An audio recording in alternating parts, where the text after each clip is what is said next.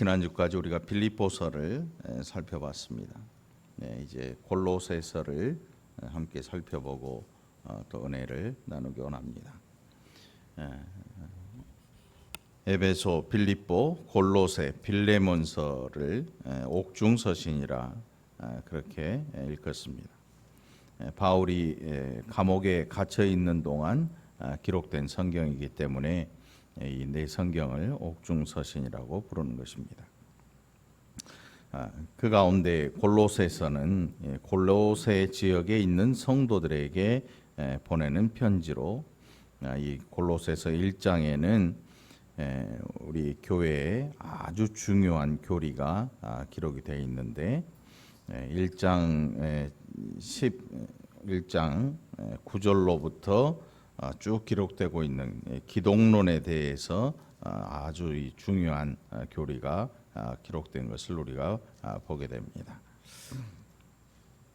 그래서 예수가 누구이신가 하는 것을 골로새서 1장을 통해서 우리로 알게 하는데, 그것이 1장의 거의 대부분의 내용을 차지하고 있습니다.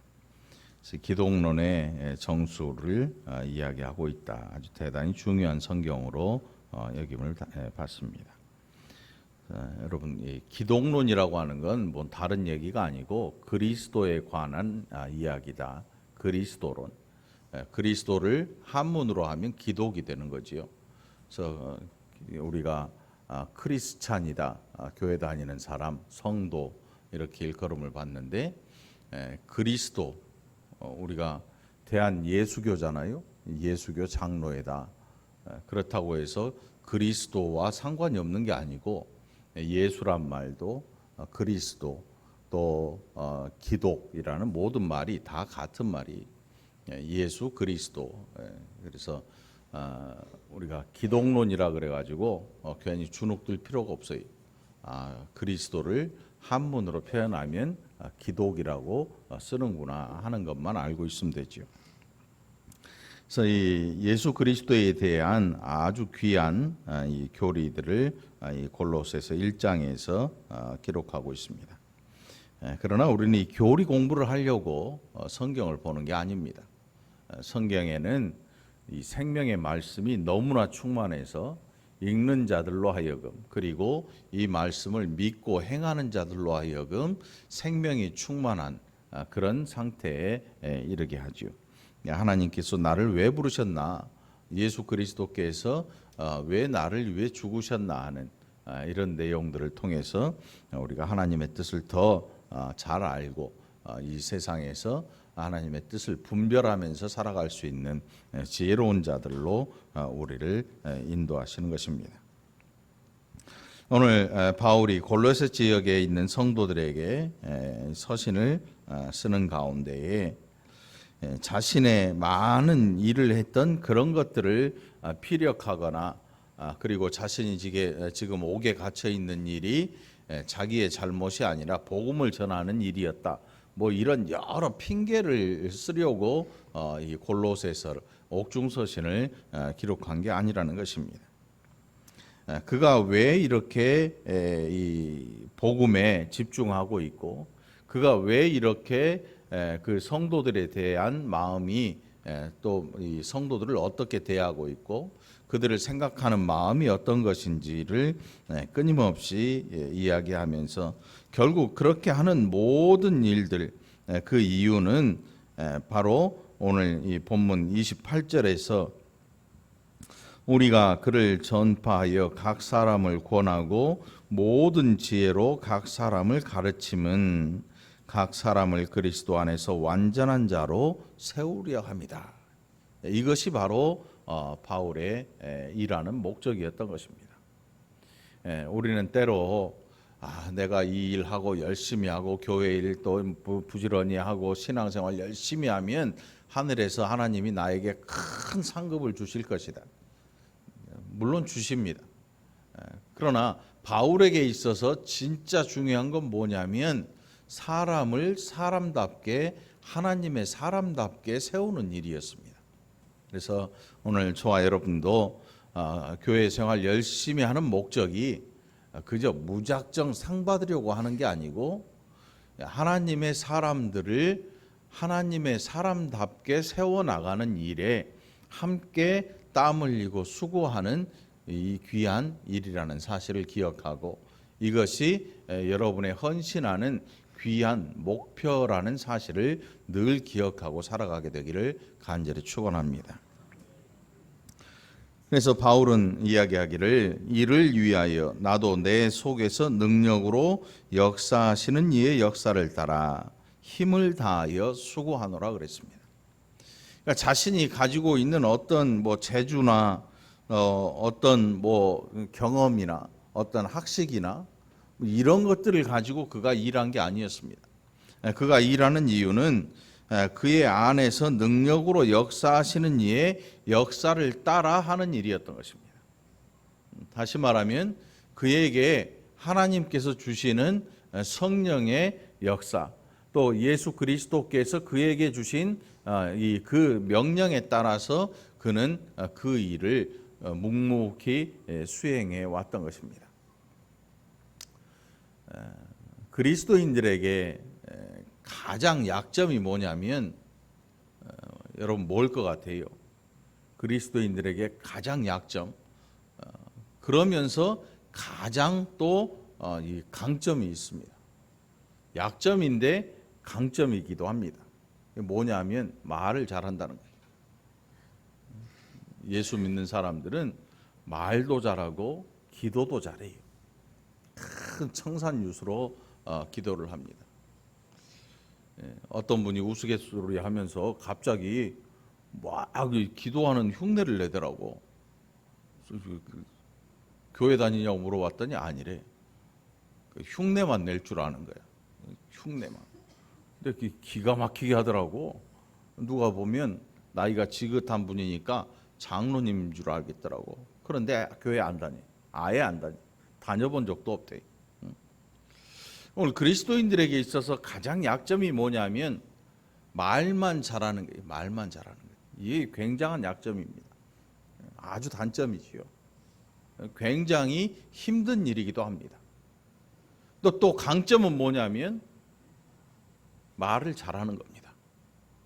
약점이 강점이고 강점이 때로 약점이 되기도 합니다. 바울은 그가 말을 잘하는 그것 때문에 복음을 잘 전하는 게 아니었습니다. 그 안에서 그의 속에서 역사하시는 이의 역사를 따라 그는 순종함으로 그 일을 행했던 것입니다. 이것이 그의 사역을 이끌어가는 힘이었던 거지요. 오늘 이 본문 저 앞쪽에 보면 그가 골로새 교인들에게 권면을 하기도 하고 또 그 골로새 교인들이 그 복음을 받은 이후에 어떤 모습이 되었는가 6절에 보면 이 복음이 너희에게 이르매 너희가 듣고 참으로 하나님의 은혜를 깨달은 날부터 너희 중에서와 같이 또한 온 천하에서도 열매를 맺어 자란다 이렇게 기록을 하고 있습니다. 그들의 믿음이 자라나서 열매를 맺는다. 이 바울에게 들려지는 정말 귀하고 기쁨의 소식이었던 것입니다. 귀한 소식이, 기쁜 소식이고. 그러니까 바울의 목적이 여기에 다 있는 것입니다. 그들로 온전한 그리스도인으로 세워지는 일. 그거 외에 바울이 다른 목적을 가지지 않습니다. 원래 사람이라고 하는 게 많은 사람을 이끌다 보면 다른 목적을 자기도 모르게 가지게 됩니다. 이 많은 사람들을 움직이는 힘에서 나오는 그 야릇한 힘, 그거는 아주 기가 막힌 매력이지요. 그래서 사람들이 한번 이 권세를 잡아본 사람들은요, 그 권력에 중독이 됩니다. 그 권력에 중독이 되면 절대로 그것을 놓지 않기 위해서 수단 방법을 가리지 않는 것입니다. 그런데 목회자도 마찬가지예요. 이 권력, 물론 목회자는 권력은 아니지만 많은 사람들을 움직이는 이것에서 나오는 묘한 즐거움에 중독이 되면 이 일로 말미암아 굉장히 큰 아픔이 오게 되고 이 일로 말미암아 굉장히 큰 위기가 찾아올 수 있게 되는 것입니다. 그런데 바울은 그게 없습니다. 그런데 놀랍게도 바울 이전에 예수님에게도 이게 없었어요. 여러분, 이 교회가 사람이 많아지게 되기를 원하십니까? 물론 아멘 하실 것입니다. 물론 좋아 보입니다. 그런데 많은 사람이 모이다 보면 그 부작용이 어디서부터 슬그머니 생겨나냐면 그 많은 사람들을 이끄는 사람으로부터 뭔가가 문제가 생겨나기 시작합니다. 물론 모든 목사님이 다 그런 건 아니죠. 그 맛을 보고 그 맛에 길들여지게 되면 그 맛에 빠져드는 것입니다. 그래서 거기에서 벗어나오지를 못하게 되는 거지요. 그런데 바울 이전에 예수님께서 절대 그렇게 하지 않으셨습니다. 많은 사람이 모이면 예수님은 오히려 그 자리를 피하셨지요. 예수님을 왕으로 모시겠다고 하는 사람들을 보고 그 자리를 피하여서 다른 곳으로, 사람이 없는 인적이 드문 곳으로 몸을 피하시기도 했습니다. 우리 생각에는 교회가 사람이 많으면 좋을 것 같지만 그런데 그렇게 좋은 일은 아닙니다. 여러분들한테 그렇게 좋은 일은 별로 없어요. 목사한테는 굉장히 좋은 일이겠지요. 사례도 많이 줄 거고, 차도 사줄 것이고, 집도 사줄 거고, 좋은 일이 굉장히 많이 일어나요. 그런데 여러분들에게는 별로 그렇게 좋은 일이 안 일어납니다. 그렇다고 전도하지 말라는 얘기는 아니에요. 심각하게 쳐다보지만, 사람이 많아지면 조객회로 못 가요. 사람이 많아지면 조객회로 못 가. 어떻게 가요? 조개 씨를 말릴 텐데 못 가지요. 절대 안 가지요. 교회는 제가 볼 때 한 100명에서 150명이면 딱 좋을, 100명에서 150명 정도 되면은 한 30가정에서 40가정 정도 되거든요. 그러면 못할 일이 없어요. 교회 짓자는 얘기가 아니고 교회는 안 져요. 지어봤자 땅에 짓는 교회 뭐 하겠습니까? 교회를 짓자는 얘기가 아니고 이 든든한 가정들이 한 40여 가정이 되면요, 남을 도와줄 수 있는 힘도 생겨요. 40가정, 50가정이 10,000원씩만 내면 50만 원 아니에요. 남 어려움 도와줄 수도 있어요. 그런 일들을 부담 없이 할 수 있는 힘을 가지게 되는 거예요. 이게 교회의 힘이 돼야 되죠. 많은 사람들이 모여서 뭐 어마어마한 건물을 세우고 뭐 어마어마한 사람들을 모여서 동원하고 이런 거 말고, 이런 것들에 이 움직이는 사람들은 굉장히 사실은 가엾은 사람들이, 자유자가 아닌 뭔가에 묶여버린 사람들이 되고 마는 거죠. 예수님께서 오히려 그런 자리를 피하셨습니다. 그런 사람들을 멀리 하십니다. 우리가 당신에게 큰 힘을 주겠습니다. 우리 이 많은 사람이 당신에게 힘이 되주겠습니다. 그러니까 세상의 정치의 원리와 비슷하게 타락해버리면 그렇게 해서 교회가 타락하고 마는 거예요. 거기에는 성령의 역사가 없고 거기에는 사람의 일만 그득할 뿐이다. 그렇게 해서 교회가 세상 속에서 힘을 잃어가는 것입니다. 예수님도 그렇게 하지 않으셨고, 뿐만 아니라 바울 역시도 성도들에게 주장하는 일을 하지 않습니다. 뭔가 지시하고 그걸로 말미암아 그가 그 영광을 얻게 되는 이런 일들을 결단코 하지 않았다는 사실입니다. 오늘 이 골로새서를 우리가 쭉 살펴보면 그가 성도들을 위해서 기도하는 것, 그 기도의 목적이 뭐냐면, 기도하면 9절부터 보면 이로써 우리도 듣던 날부터 너희를 위하여 기도하기를 그치지 아니하고 구하노니, 그리고 이 10절로부터 이 12절까지 그 기도의 내용이 나옵니다. 기도하는 그 목적이 나옵니다.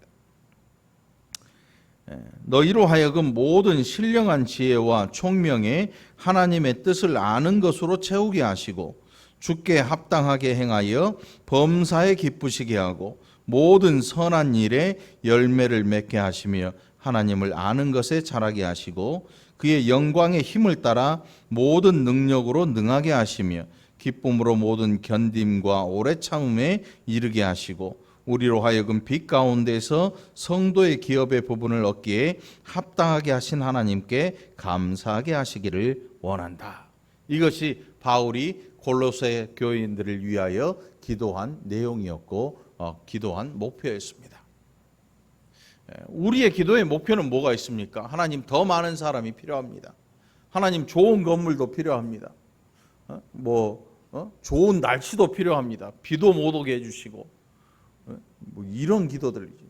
그런데 사실은 바울의 정말 애절한 소망은 뭐였냐면 그가 기도하는 이 골로새 지역의 성도들이 이단에 빠져들지 아니하고 올바로 예수 그리스도를 믿고 하나님의 뜻에 굳게 서서 합당한 열매를 맺는 하나님의 뜻을 분별하는 영적인 분별력이 있는 성도들로 자라나는 일, 그것이 바울의 목적이었던 것입니다. 오늘 저의 목적도 이런 목적이 돼야 할 것입니다. 목회자인 저도 이런 목적을 가지고 여러분들을 위해서 기도해야 될 것입니다. 여러분도 서로를 위해서 기도할 때 이런 부분을 위해서 기도해야 될 줄 믿습니다.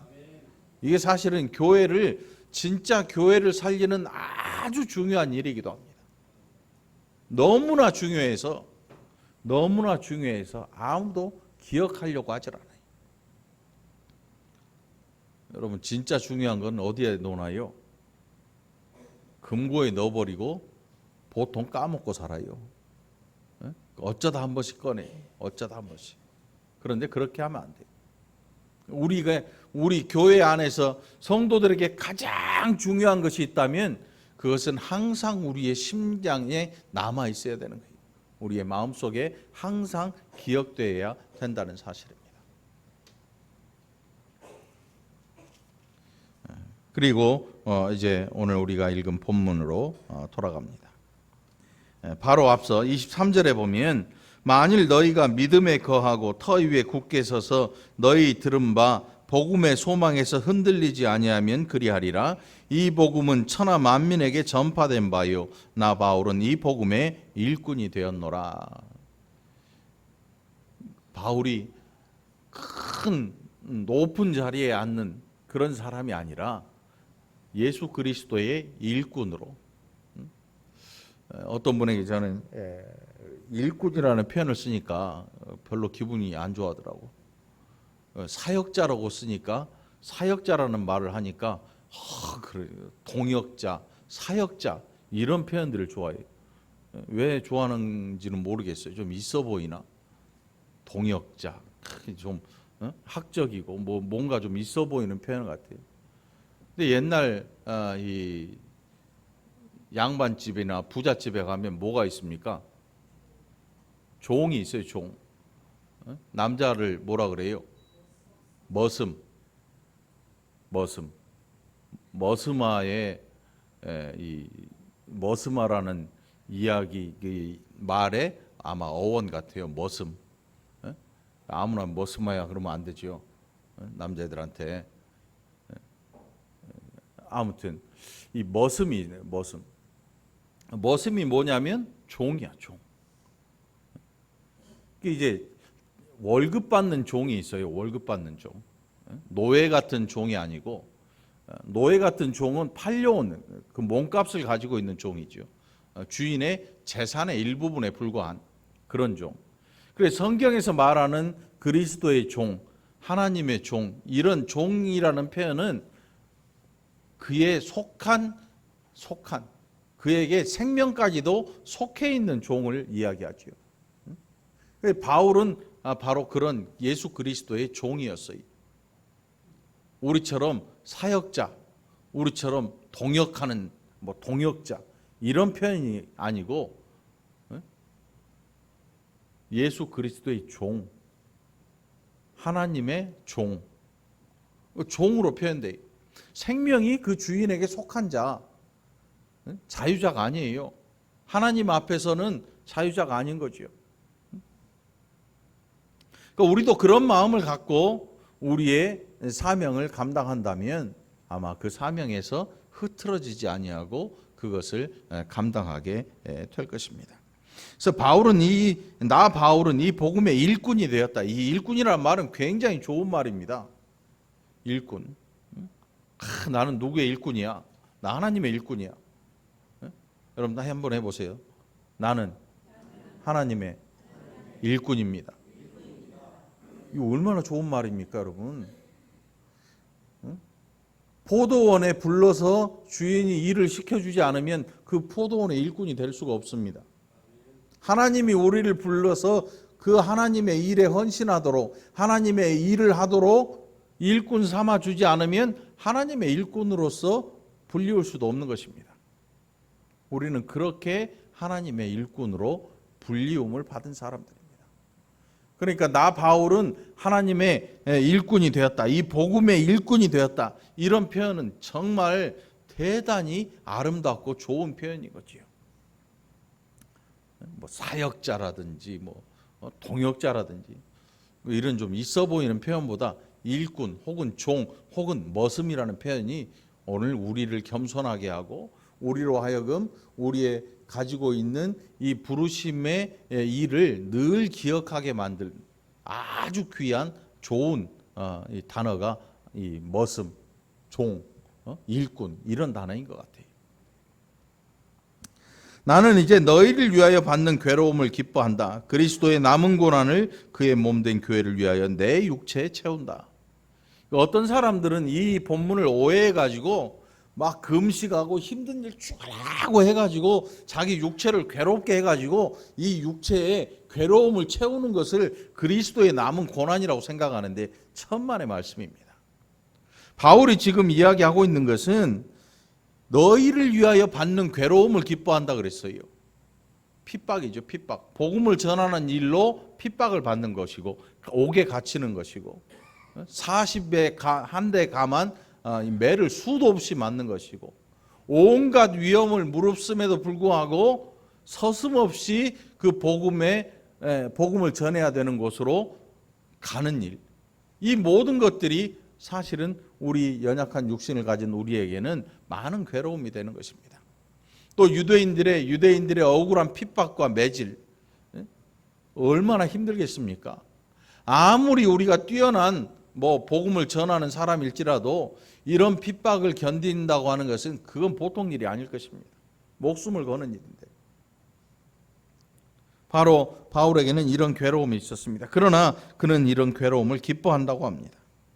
그리스도의 남은 고난이 뭐냐면 예수 그리스도의 복음이 그냥 확장되는 것, 땅끝까지 복음이 전파되는 이 일, 그리고 그것을 행하는 자들에게 다가오는 고난들, 그리스도의 남은 고난이라고 그러니까 아직도 예수님께서 십자가에 달려 죽으셨는데 뭔 고난을 더 당해야 할까? 이거는 그리스도께서 당하는 고난이 아니고 예수 그리스도의 사랑을 입고 사는 사람들이 당하는 고난이라고 우리가 표현을 볼 수 있겠지요. 우리가 고난을 당할 때, 우리가 복음으로 말미암아, 우리가 믿음으로 말미암아 고난을 당할 때 예수님이 막 박수치고 좋아할까요, 여러분? 하나님 보좌 우편에서 우리를 위하여 도구하고 계시는, 기도하고 계시는 예수님께서 내 고난을 보면서 야 고소하다, 야 참 잘됐다 이렇게 박수치고 기뻐할까요? 같이 고난 당해 주시지요. 같이 아파해 주시지요. 이게 예수님의 마음이고 이게 하나님 아버지의 마음인 거지요. 저와 여러분이 아파하는 일을 알고 계시고 그 일을 함께 아파해 주시는 것. 근데 사람은 그렇지 않아요. 사이가 좋을 때는 같이 아파해 주는데 조금 사이가 삐딱선을 타고 조금 시기와 또 질투가 나면 나보다 좀 잘 나가는 것 같고 나를 좀 눌러 오는 것 같고 경쟁심이 생겨나면 이제 그때부터는 고소함이 앞서지요. 누가 어디 한구탱이 터졌대더라 그러면 아따 잘됐다 속으로 이런 말도 하기도 하고 보니까 제가 그냥 하는 말이 아니고 실제로 그래요. 사람이 사는 게 누가 좀 잘 나가면요 배 아파해요. 그래서 옛날 속담이 있잖아요. 뭐 하면 뭐 한다고? 사돈이 아니래. 사촌이래. 뭐 사돈도 뭐 사돈이나 사촌이나 사촌이 땅을 사면 배가 아프다. 오늘 아침에 배 아픈 사람 있나요? 사람이 그래요. 원래 사람이 그래. 그게 사람이야. 그러니까 우리가 하나님 앞에서 사역 이 일을 할 때 하나님의 일꾼으로서 일을 하면서 이 뭔가 보상 심리를 갖지 말고 하라는 거지. 보상 심리 갖지 말고. 사람에 대해서 진짜 사랑하는 마음을 가지라는 거예요. 하나님 아버지께서 우리를 인하여서 아파하시는 것처럼 우리도 다른 성도들을 위해서, 다른 형제와 자매들을 위해서 아파할 수 있는 이런 마음 갖기를 위해서 여러분들 기도하게 되기를 간절히 바랍니다. 이런 마음이 교회를 살리는 것이고, 이런 마음이 우리의 성도들과 성도들의 인간관계를 살려내는 것입니다. 인간관계를 살려내는 것입니다. 어떤 분들은 남의 아픔을 남일 보듯 지나가 버립니다. 아무렇지도 눈 깜짝도 안 하지요.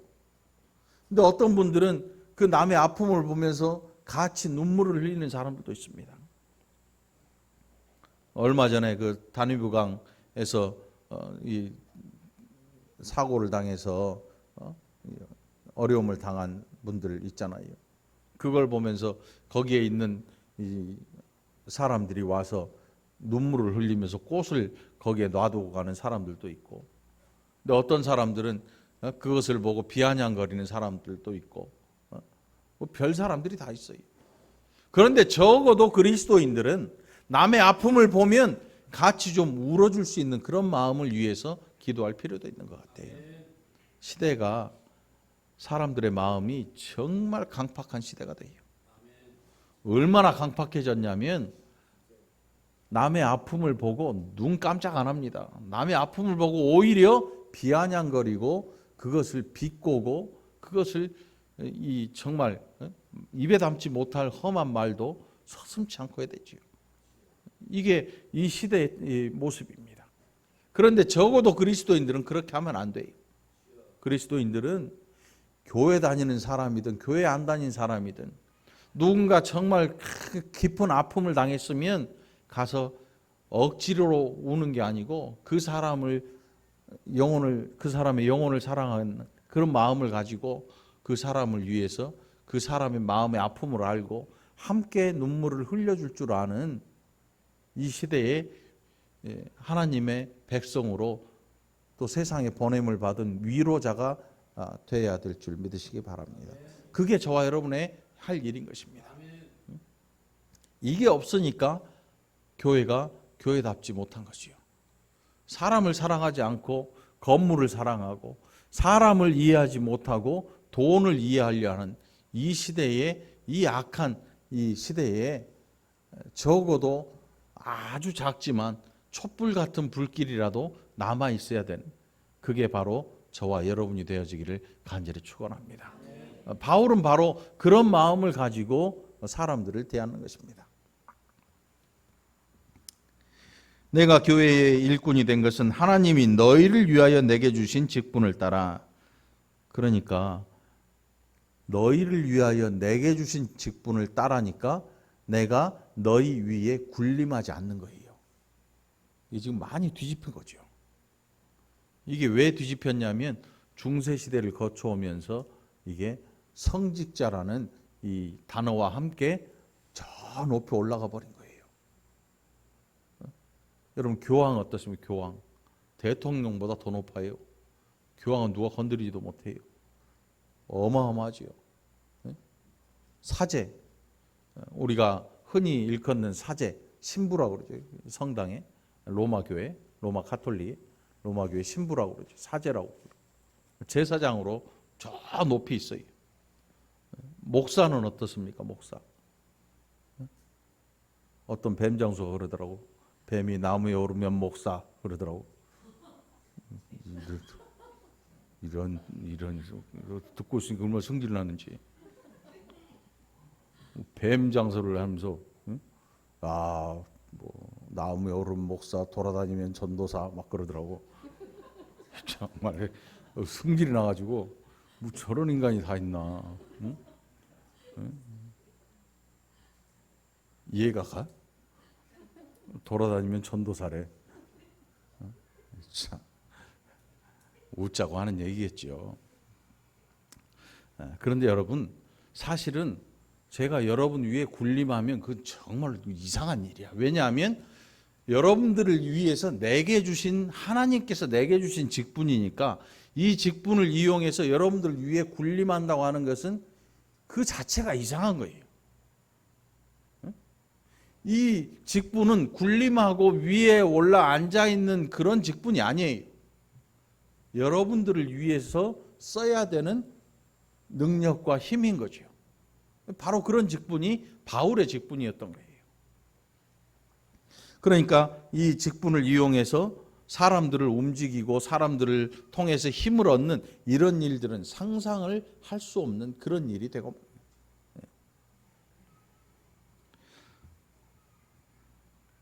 27절에 보면 하나님이 그들로 하여금 이 비밀의 영광이 이방인 가운데 얼마나 풍성한지를 알게 하려 하심이라. 이 비밀은 너희 안에 계신 그리스도시니 곧 영광의 소망이니라. 유대 안에 갇혀있던, 유대 땅 안에 갇혀있던 이 복음이 예수 그리스도께서 십자가에 달려 죽으시고 부활하시고 승천하심으로 말미암아 이 복음이 그 유대 땅에서 넘쳐나서 이방으로 막 흘러갑니다. 이 유대인들은 이 복음을 받기를 거절했습니다. 그리고 그 안에 몇 명의 성도들이 생겨나고 그 성도들이 뿔뿔이 흩어져서 저 먼 이방으로 나아갔을 때, 그리고 거기에서 복음을 알고 예수님을 믿고, 이 일이 이 결국은 이 비밀이었는데 풍성한 비밀이 되고 말아요. 원래 감추어진 계시였습니다. 메시아라고 하는. 그런데 이 비밀이 공개된 비밀이 돼요. 그래 이방인에게 어마어마한 풍성한 은혜로 전해지고 오늘 저와 여러분에게까지 이 비밀이 전해진 것입니다. 이 비밀이 보이지 아니하는 계시로 나타났는데 이 계시가 저와 여러분에게 보여지게 된 것입니다. 오늘 바울과 또 전도자들로 말미암아 저와 여러분에게 전해진 이 복음, 저와 여러분이 감사하지 않을 수가 없는 것입니다. 그러니까 이 복음을 함부로 여기지 말고 귀하게 여기고 이 복음을 잘 간직하고 또 복음의 일꾼으로 우리를 부르신 하나님을 늘 기억하고 살아가게 되기를 축원합니다. 자, 우리가 그를 전파하여 각 사람을 권하고 모든 지혜로 각 사람을 가르침은 각 사람을 그리스도 안에서 완전한 자로 세우려 합니다. 이 여러분 사람을 완전한 자로 세운다고 하는 게 여러분 어떨 것 같습니까? 교육으로 이루어질까요? 아주 높은 교육을 받은 사람들 중에 무시무시한 죄를 저지르는 사람들이 이 지구상에는 숱하게 많습니다. 숱하게 많아요. 입에 담지 못할 죄를 저지릅니다. 뭐 최근에도 그랬지요. 교육 못 받아서 그런 게 아니에요. 결국은 세상 교육으로는 실패했어요.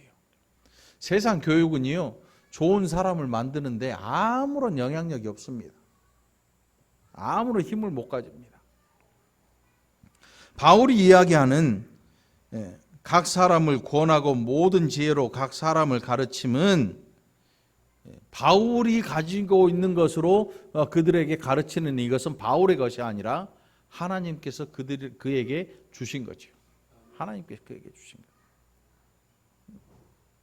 여러분 신앙생활 하고 싶거든, 열심히 잘하고 싶거든, 여러분의 것으로 하지 말고 기도하는 가운데 하나님께서 여러분에게 주시는 그 은혜와 기쁨으로 헌신하게 되기를 간절히 축원합니다. 우리 것으로는 얼마 못 갑니다. 우리 것으로는 얼마 못 가요. 사람이 힘이 한계가 있지요. 죽어라고 하다 보면 언젠가 정신이 번쩍 나죠. 그러면서 내가 이걸 왜 하고 있지? 그 순간 집어 던지게 돼 있어요. 알지 못하고 신앙생활을 죽으라고 하다 보니까, 습관처럼 하다 보니까 나중에 돌아보니까 내가 뭐 하고 있는 거야 지금? 누구 좋으라고? 이런 생각이 드는 거예요.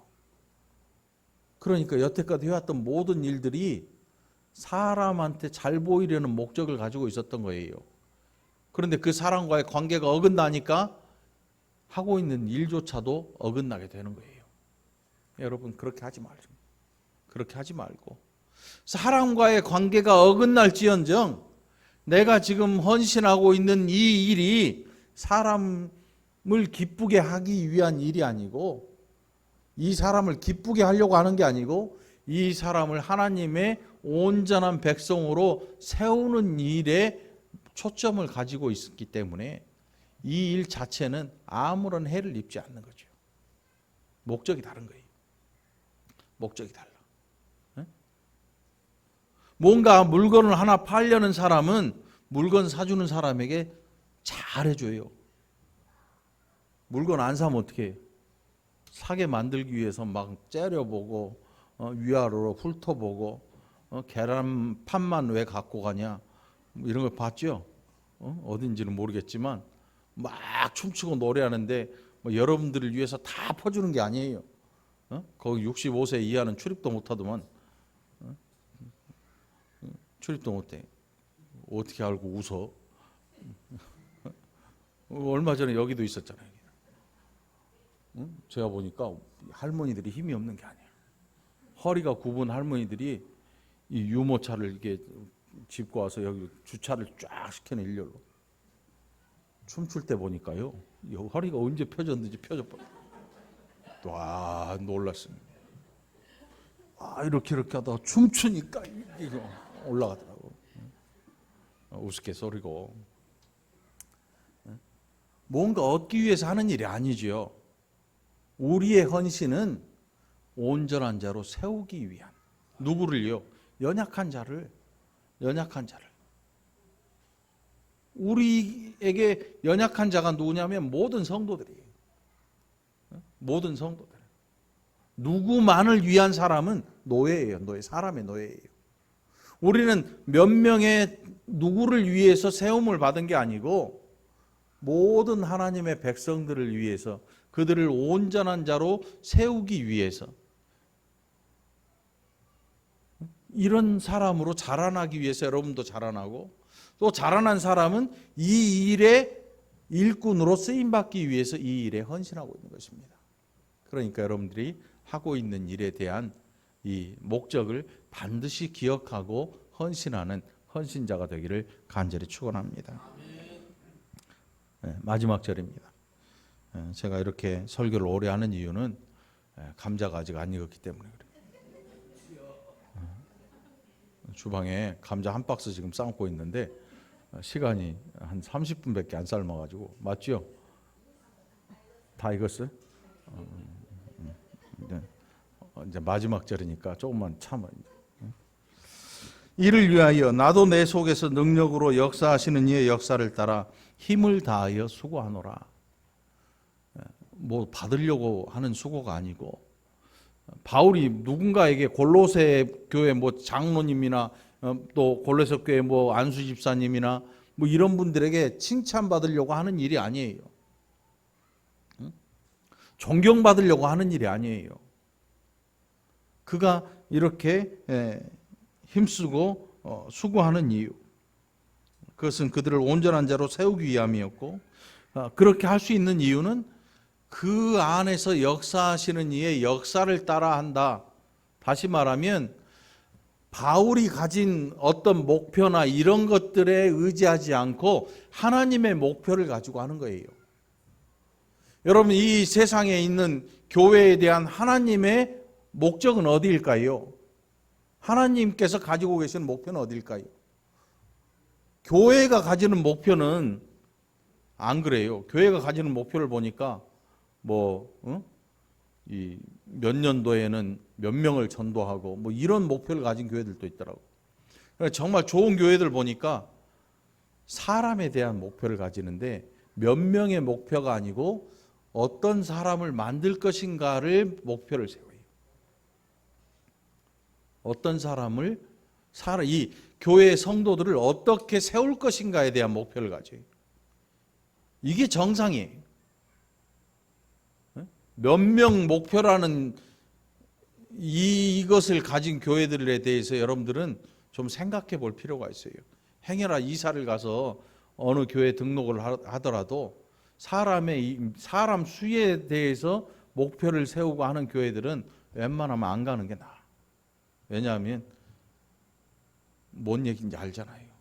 거기는 사람에 대한 관심보다는 양에 대한 관심, 여기에 더 관심이 있거든요.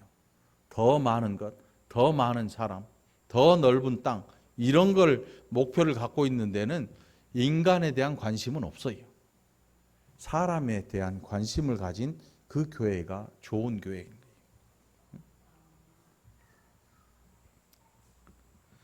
여러분도 여러분의 계획으로 일하지 말고 하나님의 계획을 알고 하나님의 목표를 알고 일하는 열심 있는 일꾼 되기를 간절히 축원합니다.